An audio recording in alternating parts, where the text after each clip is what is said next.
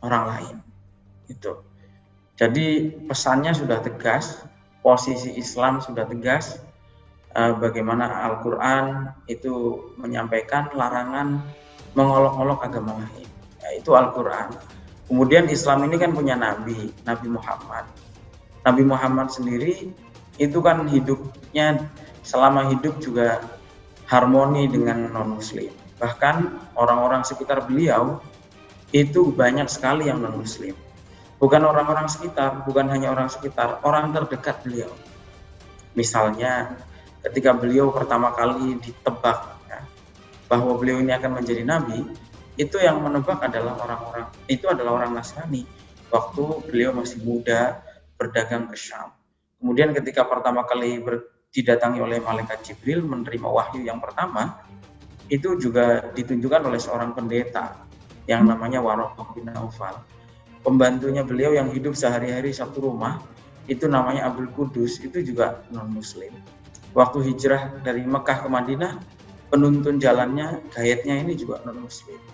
Kemudian ketika beliau disiksa di Mekah, didiskriminasi, yang membela juga orang yang belum beriman, yaitu pamannya sendiri Abu Thalib. Dan masih banyak yang lain lah. Kalau saya sebutkan, sampai beliau wafat, beliau ini masih punya tanggungan, bajunya itu masih ada yang digadaikan kepada orang Yahudi. Jadi kita di situ bisa melihat bagaimana harmoninya kehidupan Rasulullah ini, nabinya umat Islam dengan orang-orang Muslim. Bahkan beliau itu punya orang yang Yahudi yang setiap hari disuapi oleh beliau. Ya, meskipun orang Yahudi ini buta dan suka mencaci maki beliau, tapi beliau tiap hari menyuapi orang Yahudi tersebut. Jadi kita bisa lihatlah di situ bagaimana Islam ini melarang mengolok-olok agama lain, dan kemudian itu ditegaskan oleh Al-Quran dan dicontohkan oleh Nabi, bagaimana Nabi itu hidup berdampingan dengan sangat baik bersama dengan orang-orang non-muslim. Saya kira itu, Mas Reza.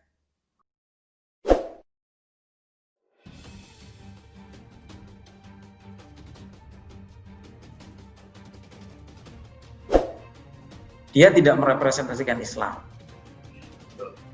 Soal tahu, bisa saja kan kadang-kadang orang mengatakan karena ketidaktahuan, atau kadang-kadang orang itu sebenarnya tahu, tetapi mengkhianati pengetahuannya, seperti itu, tidak jujur dalam bersikap. Itu karena misalnya dorongan, kira kan nggak pernah tahu penceramah-penceramah seperti itu motivasinya apa.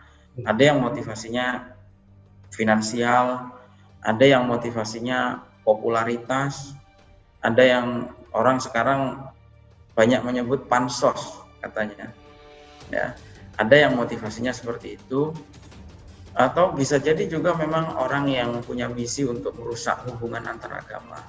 Kita tidak pernah tahu soal pengetahuannya, tetapi yang jelas dia tidak merepresentasikan sama sekali soal Islam. Dan dia harus saya katakan dia bukan ustadz. Itu. Dia bukan ustadz. Dengan apa yang dia sampaikan, dengan apa yang ditampilkan, dia bukan ustadz menurut saya.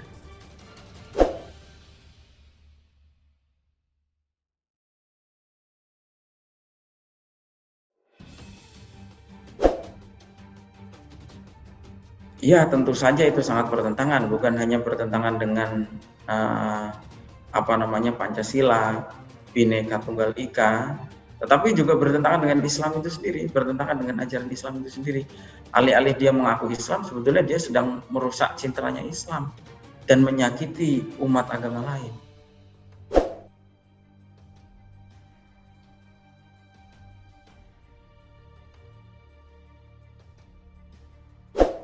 Ya, tentu ini kan sebetulnya bagian dari agenda besar.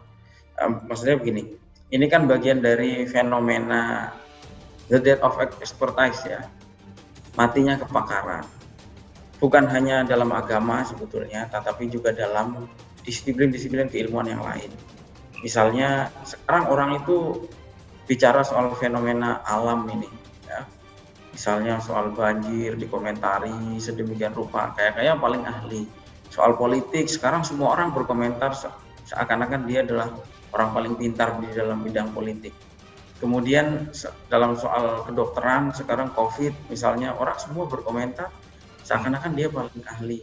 Dan karena melimpahnya sumber informasi yang seperti ini, kadang-kadang akhirnya menjadi kabur mana yang betul-betul pakar